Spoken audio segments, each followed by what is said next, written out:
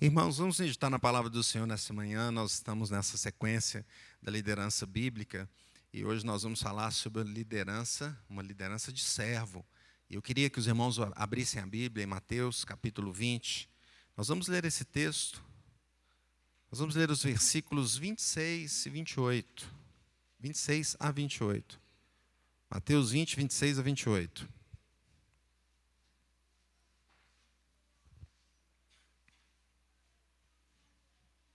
Encontraram? Quem encontrou? E quem não encontrou, diga misericórdia. Teve gente que encontrou, não. Mas vai encontrar, tá aí, Mateus, não é? Capítulo 20, versículos 26 e 28. Diz assim, veja o que o Senhor Jesus está dizendo.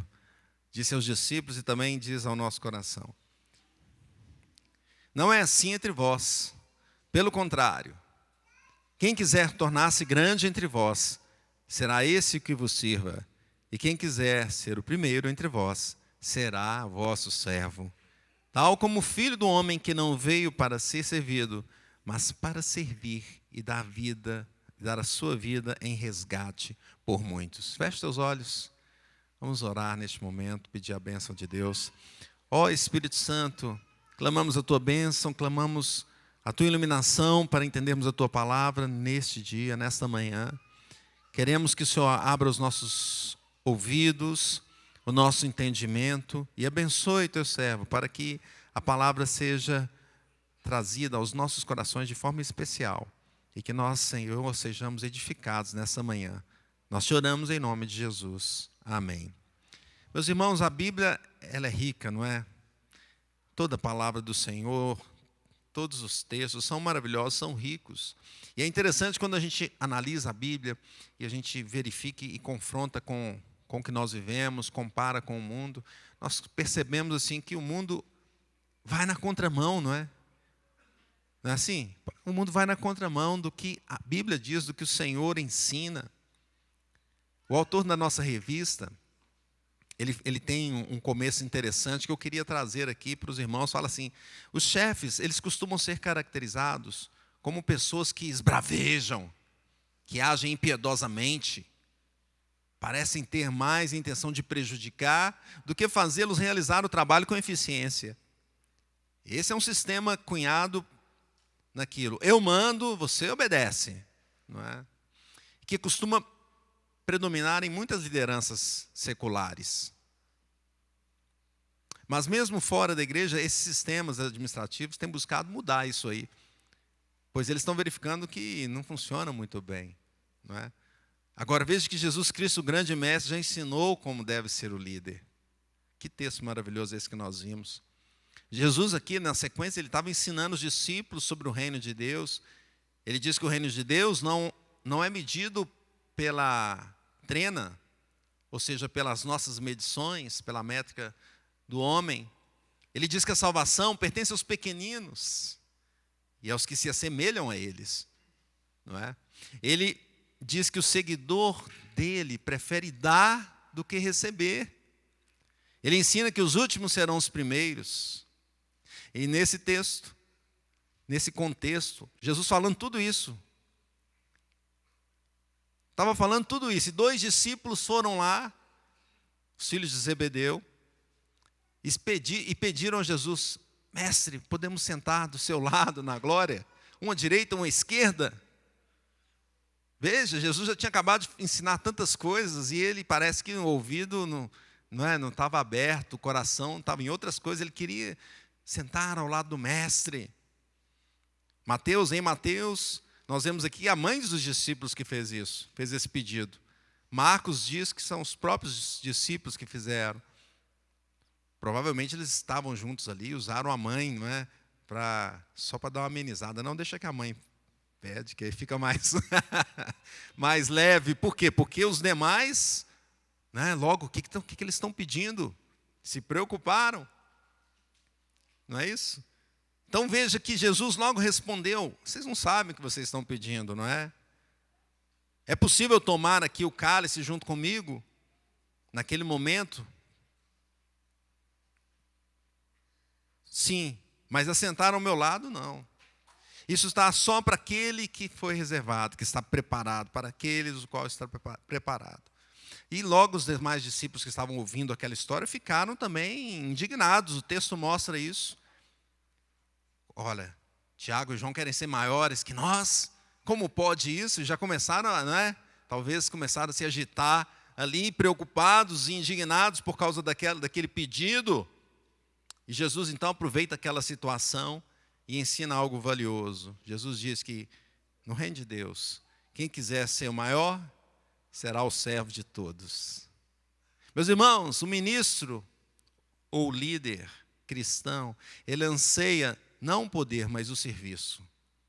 O líder cristão anseia não o poder, mas o serviço. E veja como é esse anseio do líder cristão. O que nos ensina esse texto? Primeiro, que é um anseio grande, mas grande por servir. Vamos ler comigo o versículo 26 de novo.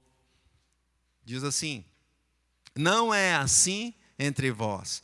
Pelo contrário, quem quiser tornar-se grande entre vós, será esse o que vos sirva. Então Tiago e João estavam com ambição de serem grandes, de sentarem à direita do Senhor, à esquerda do Senhor, do lado do Senhor. Queriam ser reconhecidos como grandes diante dos outros, porque veriam o Senhor na sua glória, e ali do lado estavam esses discípulos. No entanto, a palavra de Jesus foi exatamente o contrário. John Knox fala assim que é como se falasse assim, com vocês, convosco tem que ser diferente. Ele fala assim ao contrário, que pelo contrário, quer dizer, com vocês é diferente. É de outra forma que a gente enxerga. Quem quiser ser servido, que sirva. Quem quiser ser o maior, seja diáconos, seja servo. É aquele que serve na igreja. Em grego está esse termo aqui, diáconos, aquele que serve, aquele que segue os ensinamentos de Jesus, serve em tudo, atuando no que for possível, usando as suas características, os seus talentos, os seus dons dados pelo Senhor, não para engrandecimento próprio, para Ele engrandecer, mas para que a igreja cresça, para que o corpo de Cristo cresça. Ele faz isso servindo, Ele é grande no serviço, não nas suas ambições próprias. Era assim lá e é assim hoje. O crente, ele serve ao Senhor. Serve na igreja, serve no seu trabalho, executa as suas tarefas da melhor forma possível, com empenho, fazendo como se fosse para o Senhor, não para si próprio, mas para Deus. É assim que o crente faz, é assim que ele anseia, buscar ser grande no serviço. Quando o crente está no trabalho, ele é diferente. As pessoas notam a diferença porque ele não está ali esperando o patrão chegar para trabalhar. Ele já está ali porque o patrão está sempre com ele. O patrão é o Senhor Jesus. Quando o crente está na escola, ele procura fazer o melhor, tirar as melhores notas, estudar o melhor possível. Por quê? Porque o pai ali está apertando, não é? Ou ele mesmo precisa para alguma coisa. Não, é porque ele está fazendo isso para o Senhor. Ele dá o seu melhor. Colossenses 3:23 diz assim: tudo quanto fizerdes, fazei de todo o coração, como para o Senhor, e não para homens. Então ele tem esse anseio grande por servir. Podemos também tirar um segundo ponto aqui a respeito desse anseio. É um anseio ágil no serviço, rápido no serviço. Vamos ler o versículo 27 juntos. Quem quiser ser o primeiro entre vós, será o vosso servo. Então é uma liderança que primeiro serve, ele corre para servir. Ele quer ser o primeiro para servir. Dizem que o brasileiro gosta de fila, não tem? Gosta de fila, fica num lugar assim, já começa a formar uma fila, né?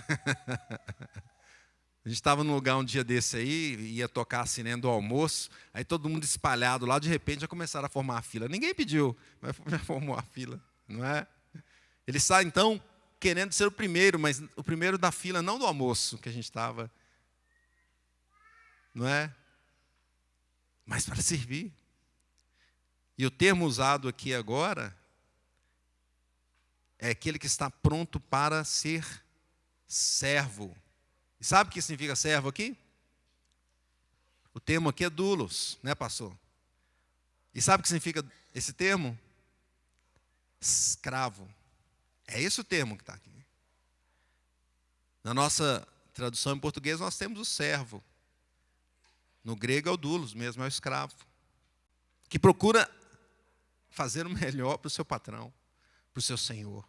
Que serve tentando atender às necessidades, buscando da melhor forma, com todo o seu esforço, atender às necessidades. E naquele contexto, a gente sabe, no contexto do Velho Testamento, como era o escravo. O escravo servia em várias áreas. Tinha aquele que servia à mesa, tinha aquele que servia numa das funções mais difíceis, que era lavar os pés. Uma coisa que Jesus fez. É ágil, o crente é ágil, ele corre para ser o primeiro da fila da servidão, do serviço. Ele procura dar uma palavra, se precisar. Ele serve com seus recursos, se for necessário. Dar um ensinamento. O que está ao teu alcance? O que ele pode fazer para o corpo de Cristo crescer, para a igreja crescer, para este mundo ser transformado pela palavra de Deus? E Jesus andava assim, não é? Sempre transformando aquilo que estava ao seu lado. Ele ia com os discípulos e procurava as pessoas. E sempre estava cercado de multidões. Alguns precisavam ali de cura física, Jesus servia. Outros tinham necessidade até fisiológica, até de fome, estavam todos reunidos e Jesus serviu. Outros precisavam de uma cura espiritual e Jesus estava ali pronto para servir. Jesus olhava a todos e tinha compaixão.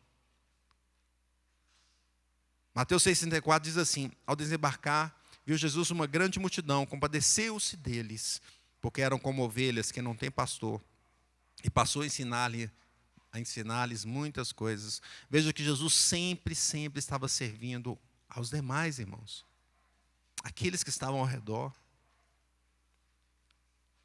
As pessoas hoje estão aí perambulando por esse mundo sem pastor. A gente vê algumas imagens que nos deixam assim chocados.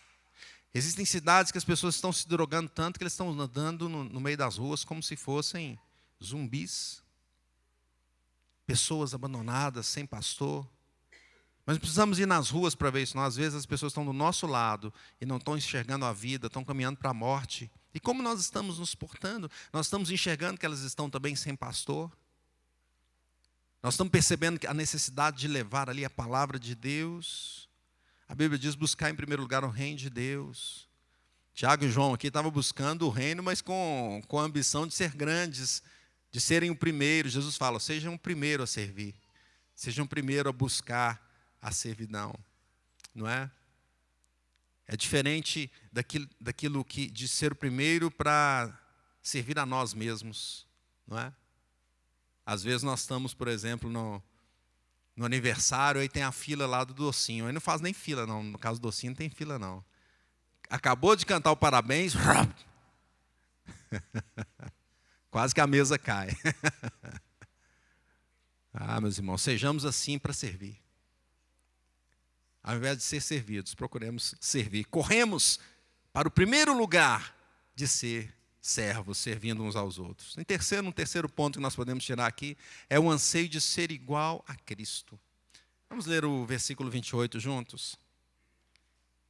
Tal como o Filho do Homem, que não veio para ser servido, mas para servir e dar a sua vida em resgate por muitos. É uma liderança que observa o exemplo do Mestre, de Jesus.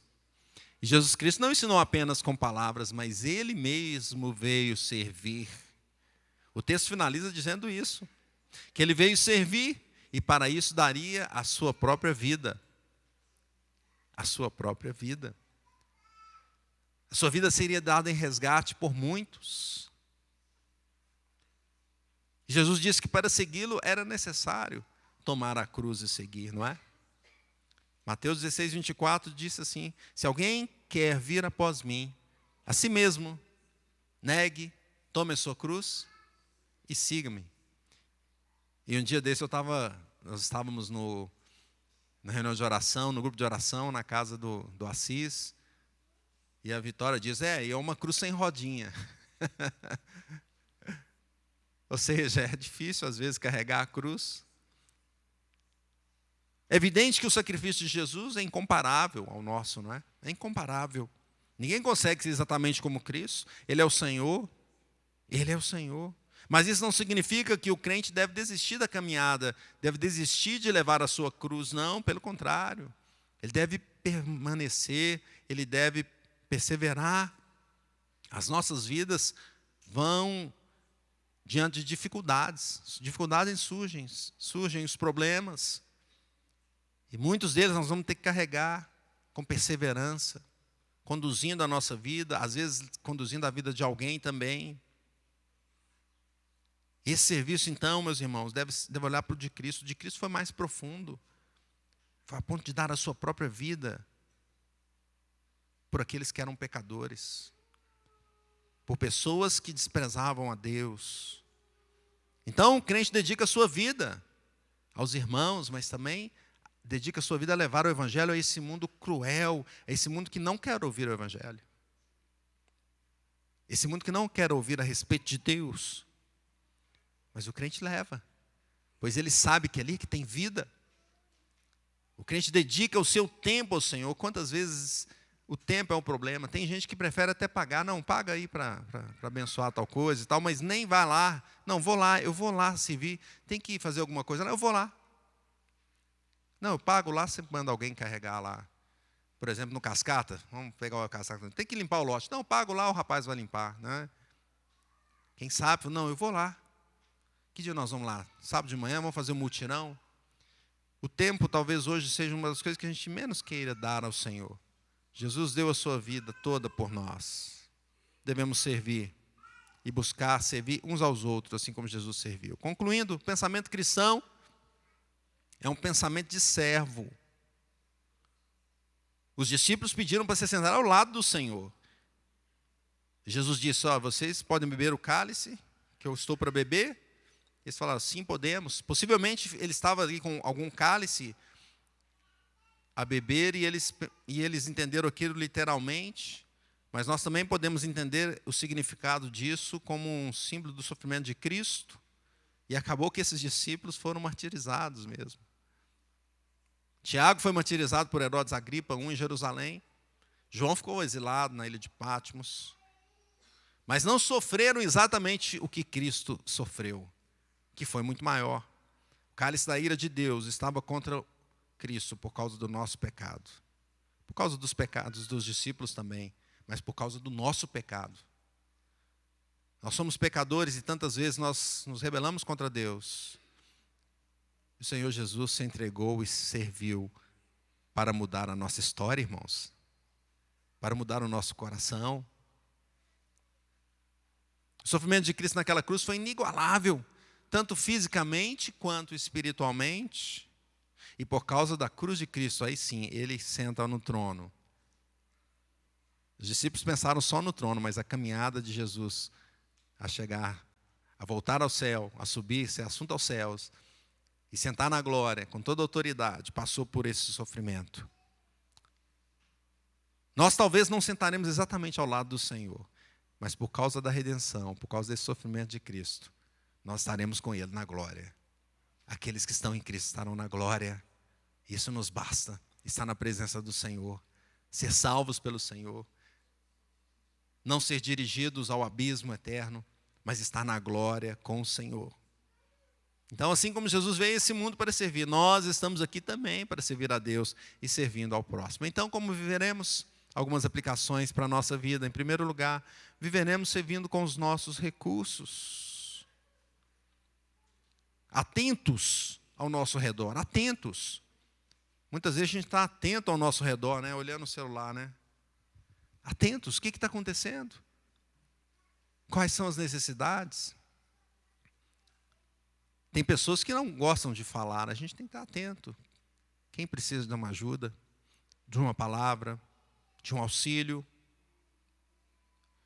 Não usemos as nossas conquistas, as nossas posições, ou mesmo os nossos recursos para nosso engrandecimento.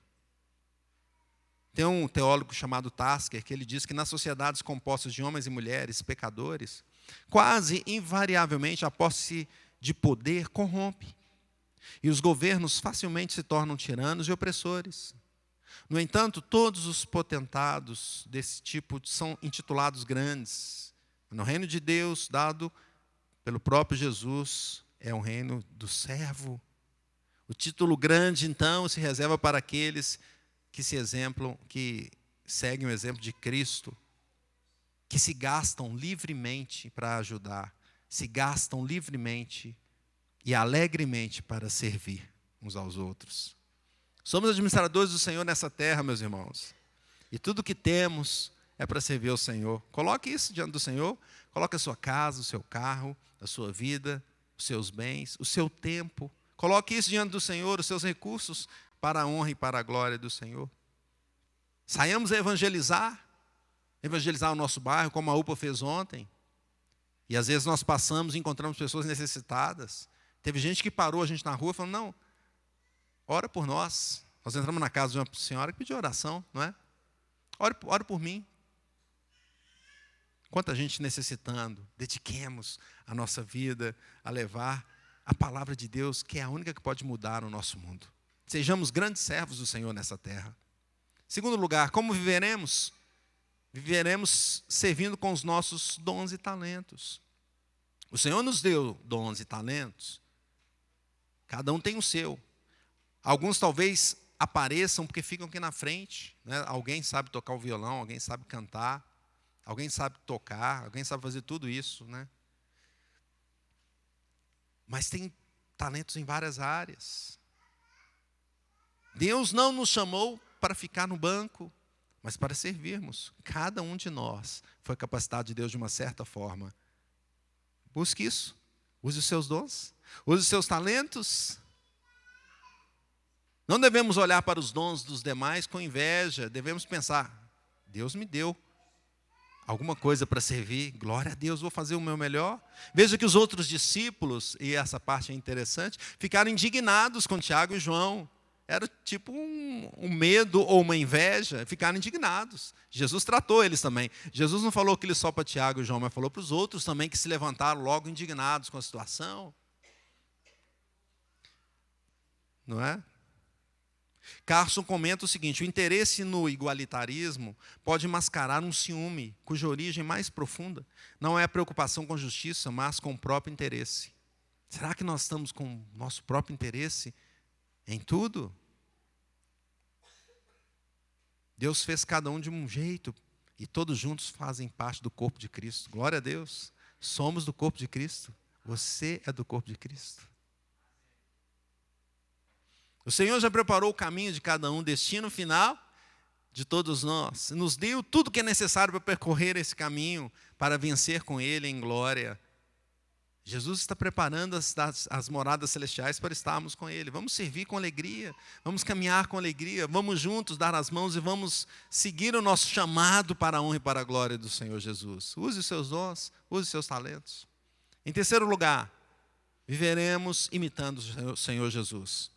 Efésios 5, 1 e 2. Sede, pois, imitadores de Deus, como filhos amados, e andai em amor, como também Cristo nos amou, e se entregou a si mesmo por nós, como oferta e sacrifício a Deus em aroma suave. Aleluia, glória a Deus. Ele se entregou por nós. Mudemos o nosso olhar, meus irmãos. Estamos na casa de Deus, ou mesmo nesse mundo, estamos aqui servindo. Sejamos despertados para isso. Não para as vantagens que podemos ganhar. Eu vou fazer isso, mas o que eu vou levar em troca? Meus irmãos, nós já temos o melhor Jesus em nossa vida. Demos também o nosso melhor. Cristo abriu mão de sua posição, da sua própria vida, para servir. E o Evangelho de Jesus Cristo nos chama então a nos negar, a negarmos a nós mesmos e segui-lo. Então voltamos a esse versículo final. Ele veio dar sua vida por resgate por muitos. Um sofreu para que muitos fossem salvos. E aqui eu também queria falar com você que não entregou sua vida a Cristo Jesus.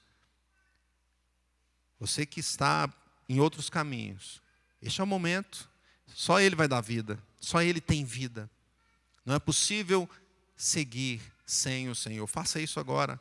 Só Ele pode restaurar a sua história, a sua casa e te dar salvação. Imite ao Senhor Jesus. Busque a Ele. Entregue sua vida a Ele. E assim você terá uma vida e vida eterna. Portanto, meus irmãos, anseie por servir ao Senhor em todas as áreas da sua vida, seja no trabalho, nos estudos, na família, na sociedade e principalmente na casa de Deus. Uma liderança de servo. Que Deus nos abençoe. Vamos orar com o pastor Marcelo e que nós sejamos grandes servos do Senhor. Amém. Vamos colocar em pé, meus irmãos, vamos falar com Deus nesta manhã, pedindo